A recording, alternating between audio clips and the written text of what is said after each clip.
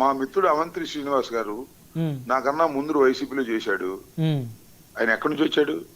ప్రజారాజ్యం, తర్వాత టీడీపీ, తర్వాత మీ వైఎస్ఆర్సీపీ.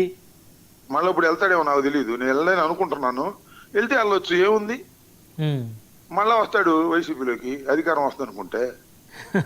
ఎన్ని చూడలేదు మనం ఇవన్నీ సార్.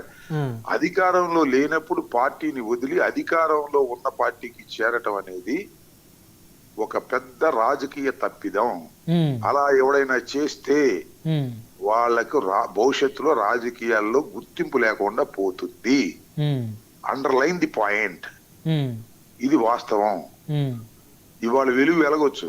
ఇప్పుడు చంద్రబాబు నాయుడు గారు అద్భుతమైనటువంటి పవర్ లో ఉన్నాడు, అలాగే లోకేష్ గారు అద్భుతమైన పవర్ లో ఉన్నాడు, లేకపోతే పవన్ కళ్యాణ్ గారు అద్భుతమైన పవర్ లో ఉన్నాడు అని ఇవాళ వెళితే ఇంతకు ముందే